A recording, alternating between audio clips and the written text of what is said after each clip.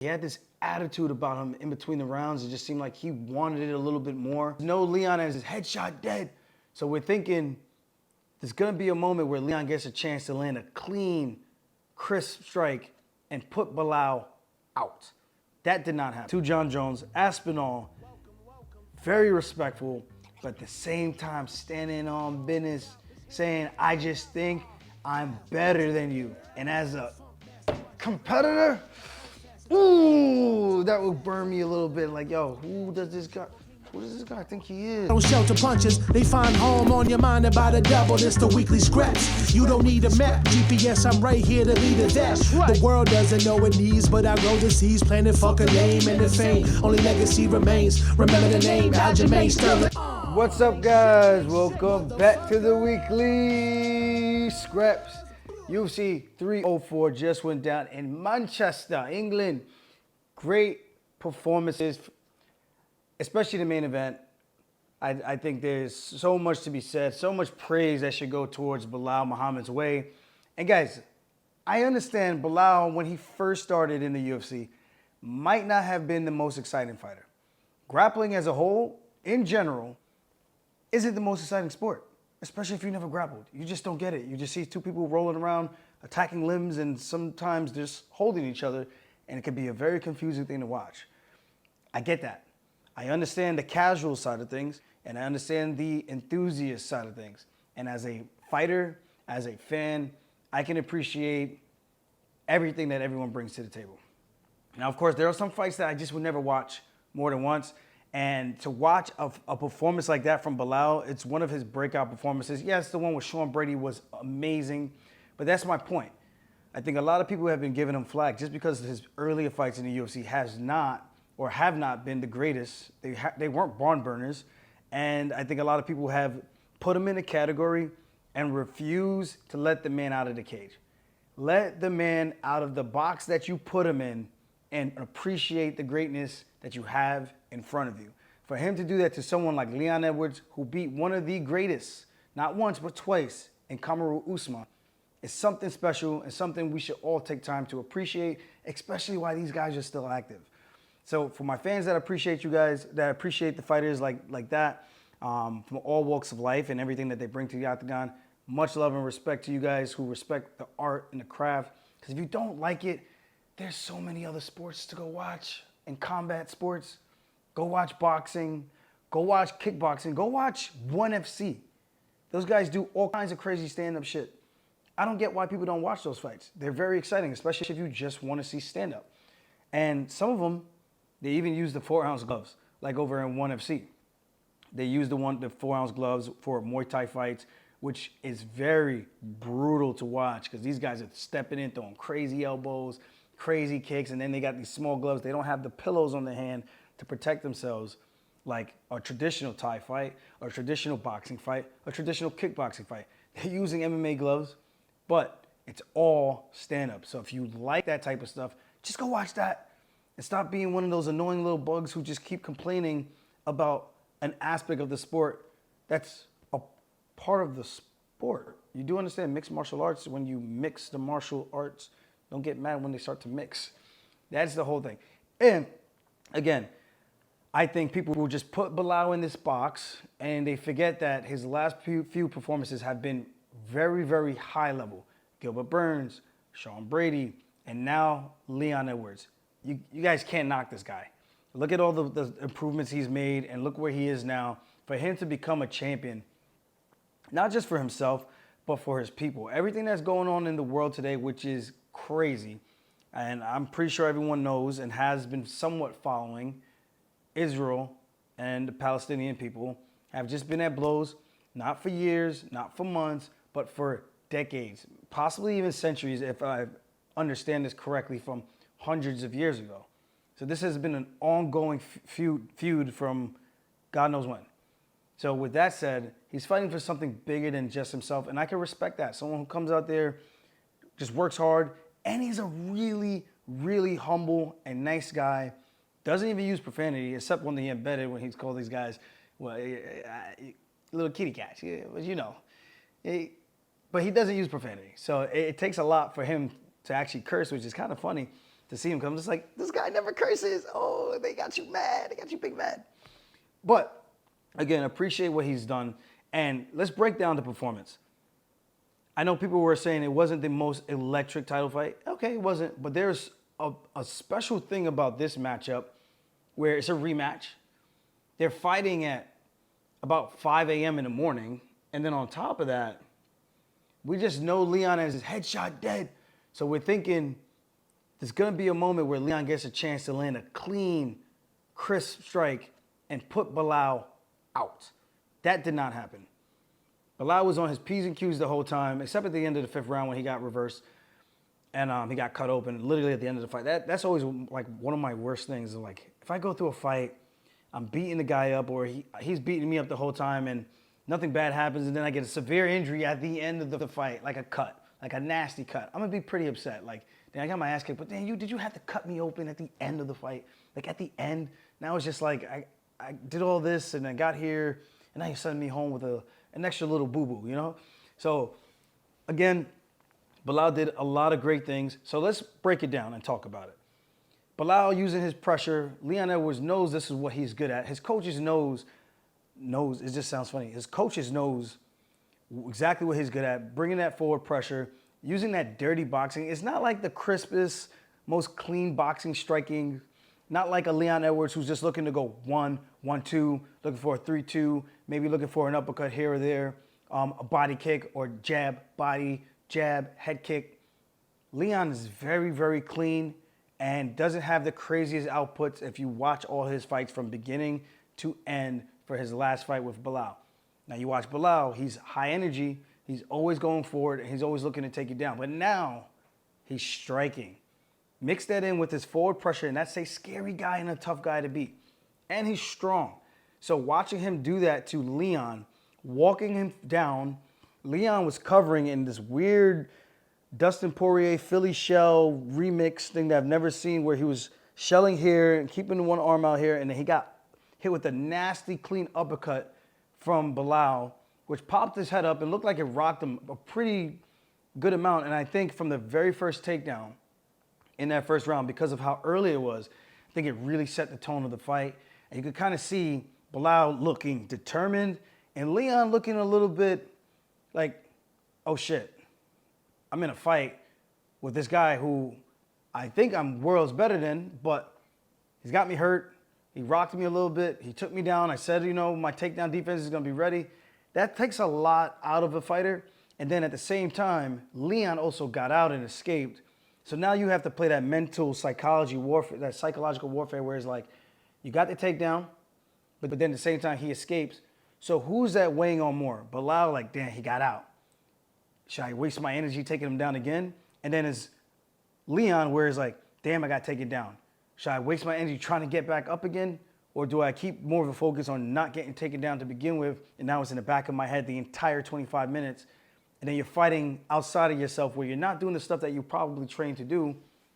And I think that was where I'm starting to watch to see where these guys' heads are at. And we're over at Sucker Punch in New York City watching these fights.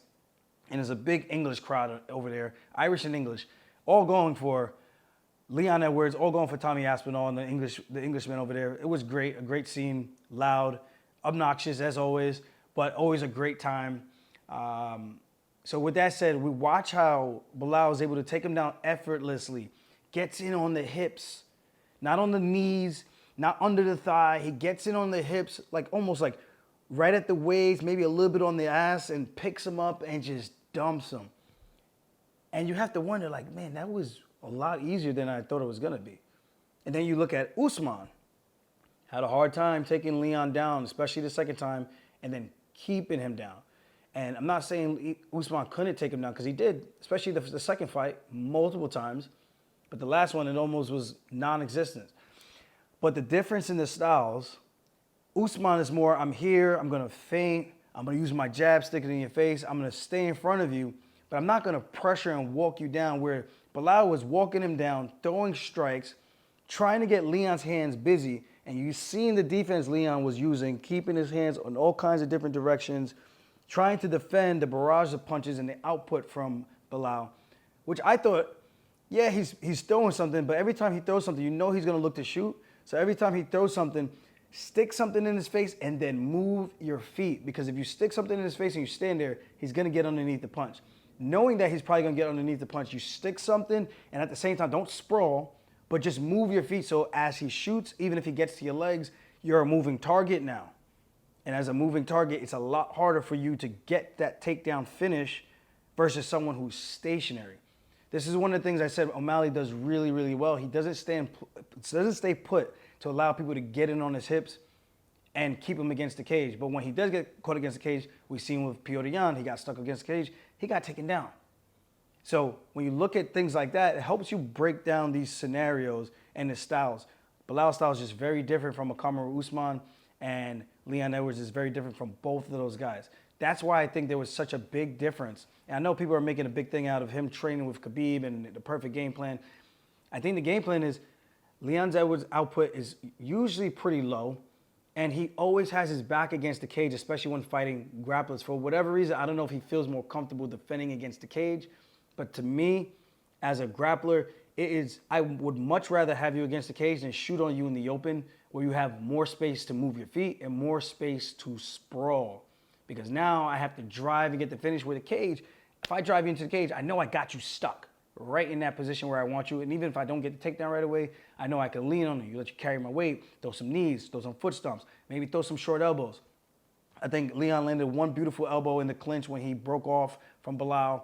Now, Leon did some good stuff. He had some good reversals. He had some good back control, was threatening with the choke a couple times. But I do feel when he got into those positions, he wasn't looking for damage, where if I'm the striker and I get the grappler down and I get to a dominant position, one of the things I was saying that I would try to do is at least score some points to make them worried about being in that position again, look good for the judges, and then hopefully take that energy bar meter down for my opponent little by little. Just chip away, chip away, chip away. And then eventually that could be pennies in the bank for the next round. So watching that, there was a couple of things. I felt when Leon was in the middle in the fifth round where he sprawled, Belal shot in, he was able to get his hips out easily, relatively easy. Didn't look like Belal was even close to getting that takedown. He got in, he got a pretty good shot, but he was moving his feet. And while he's moving his feet, again, it's way harder where you can use and apply that whizzer, the hip pressure, stepping your legs back because you have more space, more freedom to move.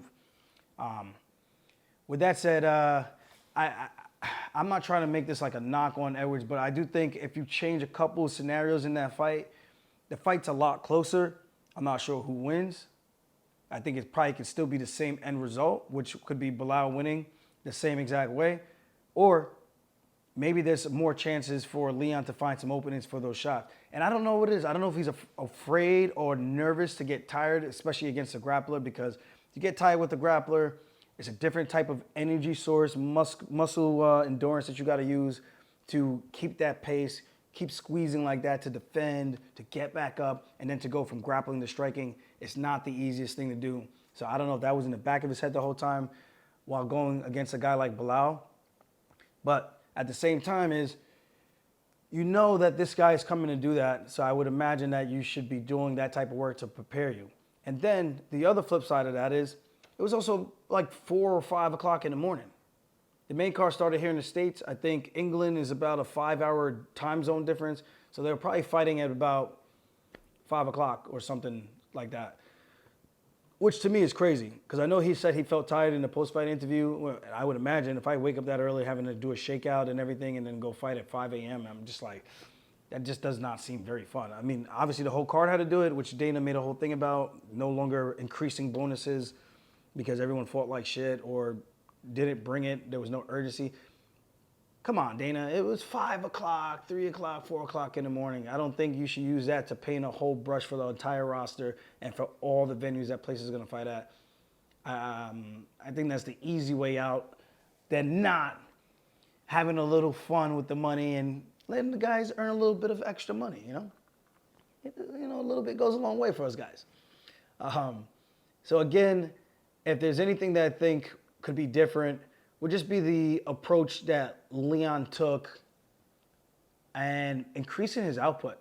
if you watch his last few fights, the output is not really the craziest. When he fought Kobe, even though he skated through a pretty clear-cut win and looked relatively, I don't want to say easy, but it looked like there was no opposition there. The output was still low. And I think that's something he has to look at with him and his team, and I think his team needs to address that. He needs to be honest with his assessment of himself, what he was feeling, and then he can make some improvements on those areas that he needs to improve on. I think one big fight, and I think he's right back to a title fight, depending on what happens with Shavkat, maybe Ian Gary. You got Usman who's still there, and you got Khamzat Chimaev who's still there. But I know Khamzat's at 85 now, but he could potentially come back down to fight for a title. I don't know if the UFC is okay with that because they don't want him to miss weight. There's a lot of factors. There's a lot of things that could happen in that division that are fun right now. It isn't the most deep division, which is why I think if he were to get one win, or maybe they just do an immediate rematch, they could possibly be doing that as well. So there's a lot of good things on the horizon for both guys. But again, congrats to Belal Muhammad. Guys, put some respect on Belal's name. Remember the name. He is good. The guy is one of the most improved fighters out there on the UFC roster.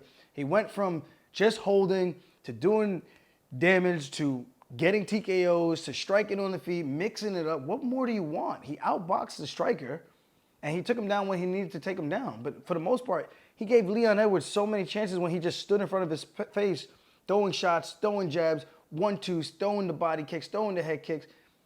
I don't think you could ask for much more from a grappler in terms of entertainment outside of them just standing the entire fight and not taking one single shot. Again, it's mixed martial arts. That's his strength. He played to his strengths, and he even gave his opponent a chance where he was strongest, which obviously he's looking for a clear-cut takedown where if he overextends. But again, that's besides the point. He stood up, and that's all that should matter. So great fight. I do think you can see some differences in Belal's face, his demeanor in between corners. And it just felt like, I don't know, it just felt like he had this energy. He had this attitude about him in between the rounds. It just seemed like he wanted it a little bit more. Of course, I'm sure Leon wanted it. You know, that's a fellow countryman, Jamaica, big up himself. But at the same time, I gotta call it what it is. I can't be biased here. I gotta give the man his praise, give him his flowers. And again, both really good dudes. And congrats to the better man that night and Belal Muhammad. We got ourselves a new champ. Hopefully it keeps exciting. Hopefully the UFC lets him enjoy the victory lap a little bit and not necessarily rush him back into a bad scenario, bad situation where he's not ready mentally and physically, where he's just trying to do the right thing by the company, which sometimes those things happen and you really have to just do your best to protect yourself while also trying to be a good employee or fighter for the company, because technically we're not employees. But yeah, so for now, all praise to Belal Muhammad. My man, I know that feels good. You know, you have a great story, so enjoy the moment, enjoy the ride, and hopefully you have a lot more success with the belt and whatever happens in your future. With that said, let's move on to Aspinall with a flawless win. I think some people were trying to say that was an early stoppage, but guys, come on. There's no way that could have been an early stoppage. That guy was dead to rights. He landed a good shot, hurt Blaydes. Blaydes went down. He was literally surfing on top of him while throwing big punches. That's heavyweight. We're not talking 135, 25, 45, 55, even 70, where guys can kind of flip around and try to cover or forward roll or invert or do the donkey guard or butt scoot. The guy was being laid on by a heavyweight and getting his head punched in. There was no way for him to go. He ate probably 8 shots in that scenario, at least 6 at a minimum. But I feel like he ate like 8 punches there. The ref gave him a chance. I don't think there was anything early about that stoppage. Gotta give praise where it's due. Tommy Aspinall is legit. He is for real. Defended his belt. To me, he is currently the champion. Although Jon Jones is the champion, but Aspinall is also the champion with the interim belt. Because as I see it, when a guy is injured and there's another guy who's in and he's active, I think you have to kind of give that guy his praise and his flowers that he's probably the guy right now. Jon is still recovering before he gets his fight announcement. We don't know when that's going to be. Could possibly be November, December. But as for right now, Tommy Aspinall is the man carrying the torch for the heavyweight division in terms of activity. I believe Jon Jones fought once. I believe that was super early last year. Now I need to check. So I'm like fact checking myself. But either way, I think a lot of good things to come for both of these guys whenever they do decide to fight. But I think it's going to be a long time coming. And I think one of the things that's very exciting about this whole thing is what's next for Tommy Aspinall? Where does he go from here? And I think that's what a lot of people are speculating.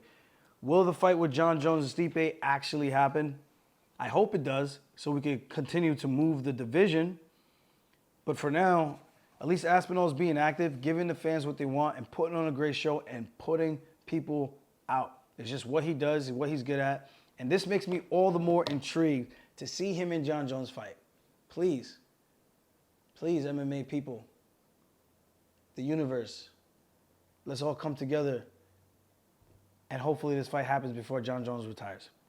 It would be one of the coolest things, in my personal opinion, because one, it's champ versus champ. Two, one of the most dominant champions in Jon Jones. Of course, his last few fights haven't been like that, other than his last one at heavyweight, which was his debut, where he got a first-round finish. But before that, his last few fights were like a lot of decisions or split decisions. But either way, I think the record speaks for itself. The resume speaks for itself. The people he's fought, the people he's finished, former champions, current champions, prospects, left and right, doing them filthy, doing those guys bad. So for me, he's still the guy. This was last year, March, Jon Jones fought Cyril Gane. So guys, what are we talking about? This is well past 1 year removed. So for me, Aspinall is him right now. He's the guy carrying the torch for the division. With respect to Jon Jones, who is injured. We've seen this with Dominic Cruz when he was hurt on the sidelines, and he was out for about 3 years. Renan Barão carried the torch. TJ Dillashaw carried the torch. And those guys were the guys until Dom was able to come back. So to me, if you're out, you're injured, you are ineligible, you cannot be in the bracket. You can be part of the conversation, but for the time being, until you can actually play in the sandbox, you're not really there. And again, that's not a disrespectful thing to say whatsoever. I'm saying Tommy is there, he's being active. That's got to count for something. And I think all this is doing with Tommy winning these fights is building more anticipation for when Jon Jones comes back. If he fights Stipe and if he wins, we got ourselves a big fight. And I know Jon Jones is talking about fighting Alex Pereira. Pereira's probably going to have to take some time off right now. And if he fights again relatively soon or later in the end of the year or next year, takes his vacation, he comes back and he does win, I know there's another potential chance the UFC might try to match up Jon Jones versus Alex Pereira over Tommy Aspinall to unify the belts. It's a crazy game, but this is the business that we're in. This is what the UFC does. They just try to make fights that they feel are the biggest fights that they can make. And I wouldn't be mad at it, but I would be a little bit upset as a fan in terms of meritocracy. I hope I said that right. Did I say that right? Meritocracy? Meritocracy? Meritocracy. Let's just say merit. If we're just going by the merit game, I feel like the two best guys, interim champion, come together, fight, one belt, unify, done, game, blouses. That's a big fight. You got two champs. Now, of course, Pereira is a champ as well, but you got two champs, and it's just, I don't know. Jon Jones has the right to do whatever the hell he wants. Again, he was the most dominating fighter from generation to generation to era of MMA within the UFC. Meritocracy. I said it right. Meritocracy. I said it right. Yay. My Donald Trump dance. So hopefully we get to see them unify the belts. If not, I think the option for Alex Pereira is right there as well, and that makes things interesting. But again, if I'm Aspinall, I'm salty as hell if I don't get my title shot to unify the belt with one of the greatest. And I loved his call out to Jon Jones. Aspinall, very respectful, but at the same time standing on business, saying, I just think I'm better than you. And as a competitor, ooh, that would burn me a little bit. Like, yo, who does this guy think he is? Who does this guy think he's talking to like that? Don't you know I'll come over there and show you what these hands do? That's how I feel. That's how I've always felt. If I felt someone felt like they were better than me, all right, boy, show me what's up then. That's how I always been. I can give you guys a story. We were at the fights in Vegas. The matchmaker comes up to me, cool guy Shelby, and I was just coming back from surgery for my wrist. My wrist is like crooked, as you guys can see. This right one doesn't bend all the way, but whatever. Coming back from surgery, it was a year layoff. Right before I was gonna fight Sandhagen, he asked me, who do you want to fight? I just beat Pedro Munoz, got my surgery, and he said, you have three options. Marlon Moraes in a rematch, Corey Sandhagen, or Petr Yan. I said, Shelby, give me the scariest guy. Give me Petr Yan, the boogeyman that everyone keeps saying is the best guy right now, who literally just beat a 42-year-old guy who just came back from retirement. And again, that 42-year-old used to be one of the most dangerous guys in his prime. But let's not mince words here. The guy he fought was not the same man who once was. And I think anyone can understand that. So it wasn't a slight at his previous opponents. I just felt if you did this and you lost that round to this guy and you lost this round to this guy based on this, I don't fight like these guys. I know I'm smarter than these guys in terms of fight IQ and my ring generalship. And I'm not even trying to like be arrogant or anything like that. I just felt at the time I wanted to just prove something to the people and to myself like, yo, if this is the baddest man, then what's up, man? Let's see who really is the baddest man and give me that guy and let's see what happens. And then he said, okay. He made like a face almost like he was like shocked or like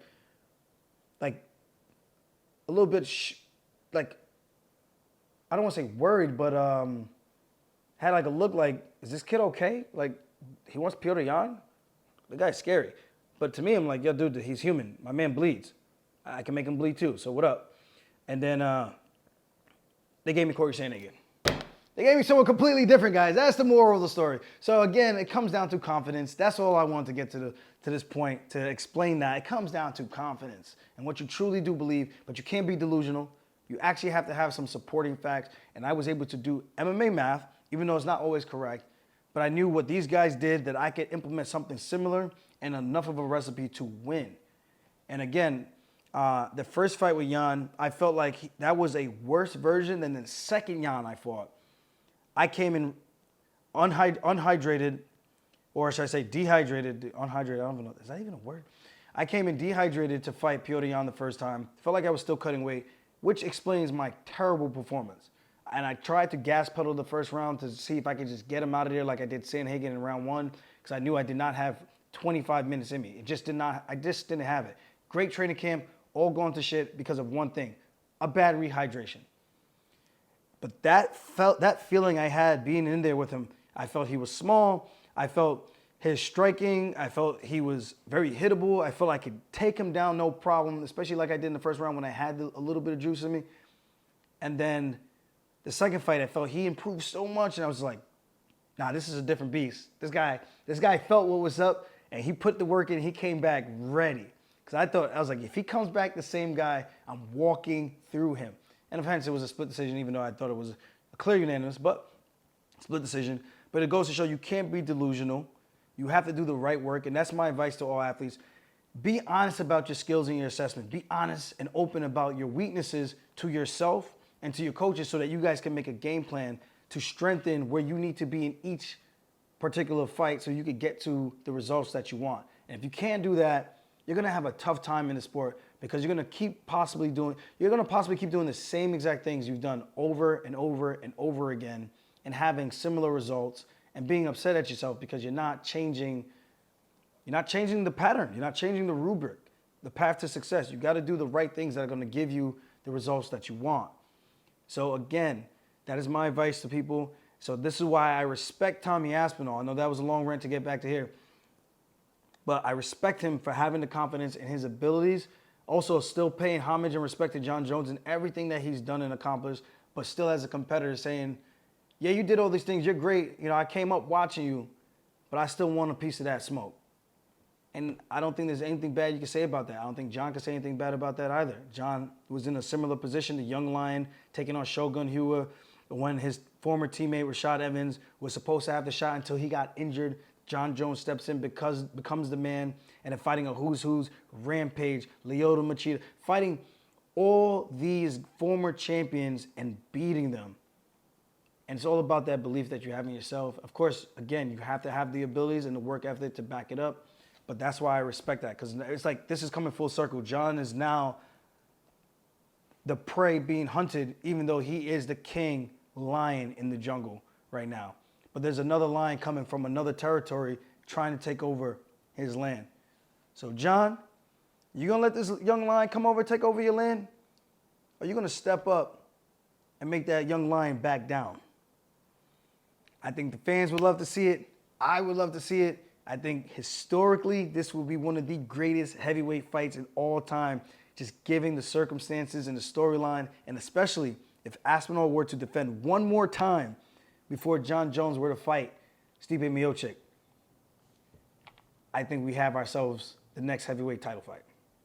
And with that said, guys, I think we're all good here. Outside of one thing, if you like the podcast, don't forget to hit the like button. Don't forget to subscribe. And remember, August 1st, we are live. Taking sales, FunkHarborRum.shop. We're changing it to .com because .shop just sounds weird. But we're going to get that changed. With that said, the bottle will be on sale for $60, $59.95. Go check out the website. Thank you guys always for supporting. Remember, Jamaican Independence Day is August 6th. And of course, to celebrate my Jamaican heritage, celebrate my fans, my family. This has always been a passion project of mine, something I've been wanting to do for a very long time. So I'm glad it's finally here. And I can't wait to share a little bit of Jamaican love from all the Jamaican distilleries, not all of them, but a couple of them in this one bottle that you guys will get to enjoy with this. So if you haven't gotten it, make sure you go check out FunkHarborRum.shop. And I'll see you guys next time. Until then, stay safe, stay blessed. I'll see you guys in October, baby. Let's go.